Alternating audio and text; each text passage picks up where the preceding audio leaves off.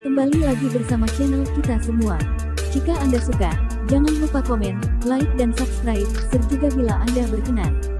Aktifin subtitlenya supaya ada tulisan teksnya. Kita langsung ke ceritanya. Perintah Kaisar Naga. Bab 46764678. Dev mengangguk, ya, di ruang pohon kuno itu. Ruang pohon kuno.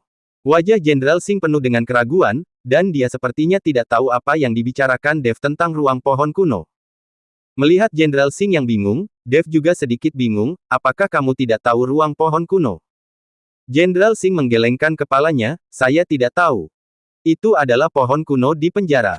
Bukankah kamu mengirim Aron untuk menjaga pohon kuno itu? Bagaimana mungkin kamu tidak tahu ruang pohon kuno? Dev bertanya tanpa bisa dijelaskan. Oh, kamu mengatakan pohon kuno di penjara, menjaga pohon kuno, adalah perintah penguasa kota sebelumnya. Pada saat itu, orang yang menjaga penjara adalah orang-orang dari Jenderal Yan, dan untuk penjaga pohon kuno adalah orang yang saya kirim. Ini adalah perlindungan ganda, dan tidak ada yang diizinkan menyentuh pohon kuno itu dengan santai. Tapi aku tidak tahu ruang apa yang ada di pohon kuno itu, apalagi di mana penguasa kota berada. Jenderal Singh menjelaskan. Ada ruang di pohon kuno itu, tempat penguasa kotamu mengasingkan diri untuk berkultivasi. Aku pernah melihatnya sekali. Dan pohon kuno itu bergantung dengan menyerap kekuatan spiritual para tahanan untuk melengkapi sumber daya yang digunakan untuk kultivasi oleh penguasa kotamu. Dev berkata. Jenderal Singh terdiam beberapa saat, dan kemudian berkata dengan sedikit khawatir, kalau begitu, penguasa kota juga pasti tahu apa yang terjadi di kota binatang, kan? Jika dia tahu bahwa kita membunuh Rexton, itu akan merepotkan. Jenderal Singh sedikit panik saat ini, jika penguasa kota menyalahkannya, dia tidak bisa berdalih. Bahkan Dev tidak bisa membawanya sama sekali, lagi pula, penguasa kota adalah master transformasi negeri peri. Jangan melihat kemampuan Dev yang bisa membunuh biksu di puncak tingkat 9 alam Mahayana, tetapi begitu dia melawan master transformasi negeri peri, kekuatannya secara keseluruhan adalah lompatan kualitatif. Puncak tingkat 9 alam Mahayana hanyalah seorang biksu, tetapi begitu Anda memasuki transformasi negeri peri, Anda akan memiliki tubuh setengah abadi. Jangan khawatir, saya berencana untuk berbicara dengan penguasa kota Anda besok. Dia seharusnya hanya ingin menjadi abadi sekarang. Saya kira dia tidak ingin peduli dengan urusan kota binatang lagi. Tapi untuk memasuki rumah penguasa kota, jika kamu ingin menjadi penguasa kota, mari kita perlambat untuk saat ini. Jangan terlalu cemas. Dev menghibur Jenderal Singh dan berkata, yah, aku akan menunggu kabar baik dari Tuan Chen. Jenderal Singh mengangguk. Setelah mengobrol dengan Jenderal Singh, Dev kembali ke kamarnya, berencana untuk istirahat malam yang nyenyak, dan kemudian pergi berbicara dengan penguasa kota besok. Jika semuanya berjalan dengan baik, dia berencana untuk meninggalkan kota binatang ini, lagi pula, dia telah berada di sini selama beberapa hari. Tambang batu roh B akan dikelola oleh Jenderal Singh, dan Dev akan datang dan mendapatkan batu roh peri ketika saatnya tiba. Adapun pohon kuno, Dev tidak berencana untuk tergoda. Bagaimanapun, itu adalah hal yang diperlukan penguasa kota untuk membantu kultivasinya. Jika Dev ingin mengambil untuk dirinya sendiri, dia pasti akan bertarung dengan penguasa kota. Meskipun Dev sekarang telah dipromosikan ke alam Mahayana tingkat kedua, dia tidak memiliki kepercayaan diri untuk bertarung dengan master transformasi negeri peri.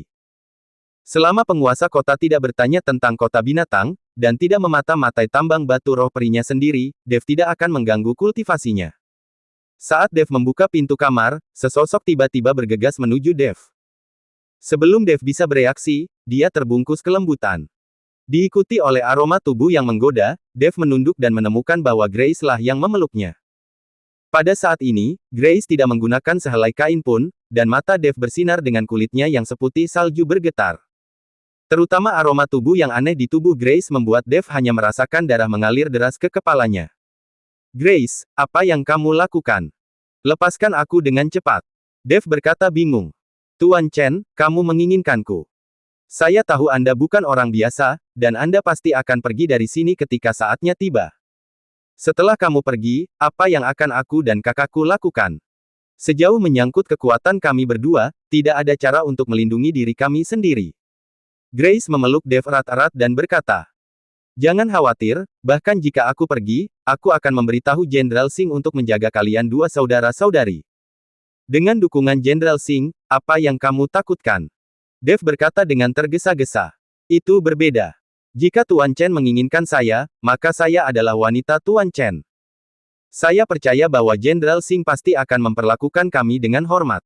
Tapi jika saya hanya berteman dengan Tuan Chen, perlakuannya pasti akan berbeda. Dan aku sangat menyukaimu, kamu pasti juga menginginkanku. Grace mengangkat kepalanya dengan air mata berlinang, memohon pada Dev. Dev menunduk melihat tatapan menyedihkan Grace, dan dengan kecantikan yang menakjubkan itu, Dev tidak bisa menahannya lagi. Kalau begitu, maka saya tidak akan sungkan. Dev membawa Grace dan melemparkannya ke tempat tidur. Ichi Kiwir.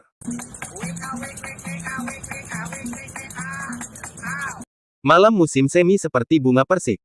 Dan di luar kamar Dev, Melanie sudah menangis.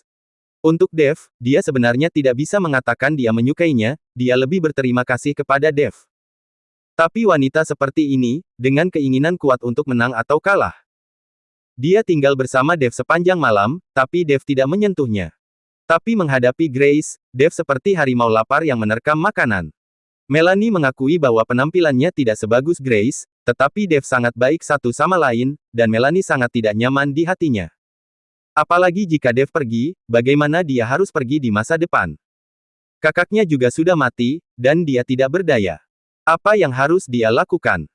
Setelah beberapa saat, Melanie menyeka air matanya, dengan tegas di matanya. Kemanapun kamu pergi, apakah kamu menginginkanku atau tidak, aku akan selalu mengikutimu.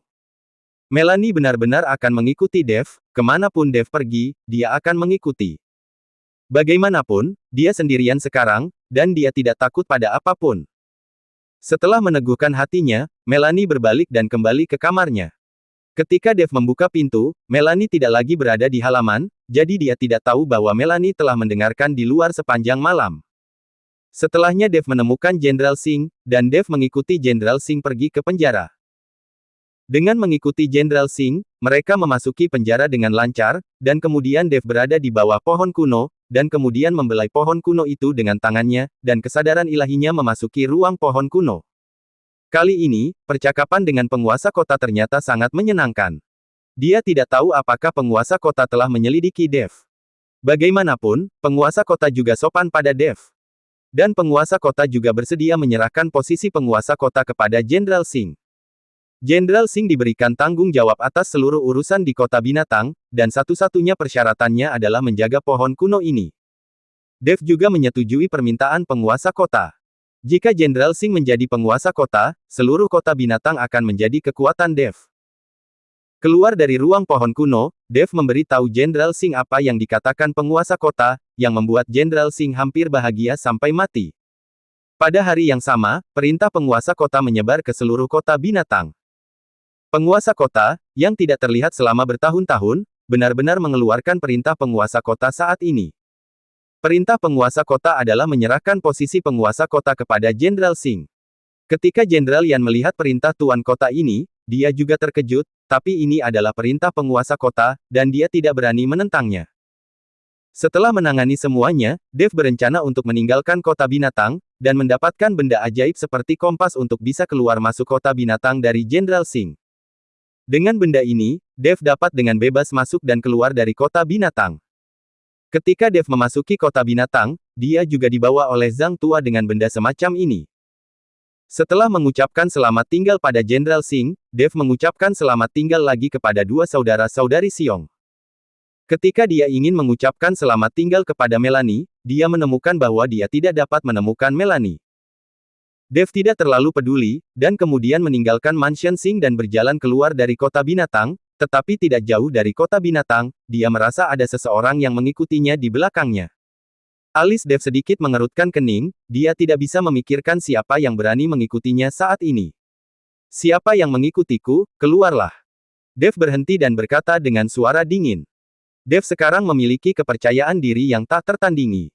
Dia tahu bahwa siapapun yang mengikutinya, dia tidak bisa menjadi lawannya.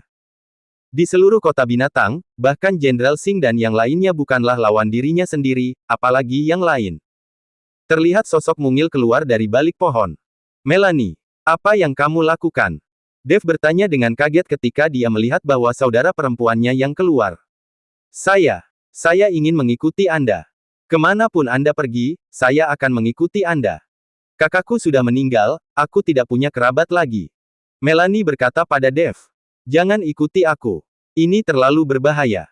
Tinggallah di kota binatang. Saya sudah memberi tahu Jenderal Singh untuk merawat Anda dengan baik. Dev berkata kepada Melanie. Aku tidak peduli, aku akan mengikutimu. Saya tahu Anda tidak memandang saya. Aku tidak secantik Grace, tapi aku bertekad untuk selalu mengikutimu. Aku akan pergi kemanapun kamu pergi. Jika Anda pikir saya menghalangi, Anda bisa menamparkan saya sampai mati sekarang. Hanya ketika aku mati aku akan menyerah, jika tidak, kamu tidak ingin meninggalkanku. Melanie berkata tegas, terlihat dari matanya. Melihat mata tegas Melanie, Dev hanya bisa menghela nafas tanpa daya. Yah, kamu bisa mengikuti, tetapi jika kamu dalam bahaya, aku tidak akan menyelamatkanmu. Tidak penting bagi saya untuk menyelamatkan hidup kamu. Dev menakuti Melanie dan berkata, aku tidak takut, aku akan mati jika aku mati, jangan khawatirkan aku. Melanie berkata sambil berdiri di sisi Dev. Dev hanya bisa membawa Melanie bersamanya, dan mereka berdua meninggalkan batas kota binatang. Ketika Melanie mengikuti Dev, melalui formasi ilusi di sekitar kota binatang, lalu melihat dunia luar, dia sama bersemangatnya seperti seorang anak kecil. Dev membawa Melanie langsung ke kota Nanjing, Yulian masih menunggunya di kota Nanjing. Setelahnya Dev mengikuti Yulian dan kemudian pergi dengan pesawat terbang. Markas Aliansi Penyegelan Iblis. Setelah mengalami peristiwa dinasti Xiao, Thomas menjadi jauh lebih patuh. Upeti 100 tahun itu telah diberikan, dan dia tidak berani menyusahkan Dev. Jika dia tidak berlatih di aula sepanjang hari, dia hanya makan dan minum, dan seluruh orang ingin membukanya. Tapi hari ini, ketika Thomas sedang duduk di aula utama untuk berlatih, tiba-tiba sesosok perlahan masuk ke aula utama. Bajingan, tidakkah kamu tahu bahwa ketika aku berlatih, aku dilarang mengganggu? Thomas membuka mulutnya dan memarahi. Di aliansi penyegelan iblis, tidak ada yang berani menentangnya. Sebagai pemimpin aliansi, hak ini masih ada. Tapi sosok itu sepertinya tidak mendengar omelan Thomas, dan masih berjalan ke arahnya. Ketika dia mendekat, Thomas mengerutkan kening, karena dia menemukan bahwa orang di depannya, dia bahkan tidak tahu, bukan dari aliansi penyegelan iblis. Siapa kamu? Thomas menatap dengan waspada pada pemuda berbaju putih di depannya. Pemuda itu masih memegang pisau di tangannya, dan bilahnya memancarkan cahaya ilahi. Mampu memasuki aulanya sendiri secara diam-diam, dan tidak ada penjaga yang bergerak, Thomas tahu bahwa kekuatan pemuda di depannya pasti luar biasa. Kamu adalah Thomas Zuo, pemimpin aliansi penyegelan iblis. Pemuda itu memandang Thomas dan bertanya. Tidak buruk, kan? Thomas terus bertanya. Bawa aku ke dinasti Xiao dan temukan Dev. Kata pemuda itu. Mendengar bahwa dia sedang mencari Dev, Thomas sepertinya memikirkan sesuatu, dan buru-buru bangkit dan bertanya, apakah kamu dari istana ke-10? Pemuda itu hanya mengangguk sedikit dan tidak berbicara. Setelah melihat ini, Thomas buru-buru turun dengan ekspresi hormat. Menghadapi orang-orang dari aliansi penyegelan iblis, dia adalah pemimpin tertinggi aliansi, dan menghadapi orang-orang dari istana ke-10, dia hanyalah seekor anjing. Kalau begitu, dinasti Xiao. Thomas ingin memperkenalkan dinasti Xiao. Bagaimanapun, dia menyaksikan dengan matanya sendiri bahwa Tuan Xi melanjutkan keberuntungan dinasti Xiao selama ribuan tahun, yang sama saja dengan mendukung dinasti Xiao. Selain itu, Thomas juga telah melihat kekuatan Tuan Xi dengan matanya sendiri. Sekarang orang dari istana ke-10 ingin pergi ke dinasti Xiao untuk membalas dendam kepada Dev. Bukankah itu sama saja dengan mencari kematian? Tapi sebelum Thomas selesai berbicara, pemuda itu hanya melirik Thomas dengan dingin, dan dia terkejut dengan apa yang dia katakan kemudian. Pemuda itu berjalan keluar, dan ketika Thomas melihat ini, dia hanya bisa mengikuti tanpa daya. Bersambung.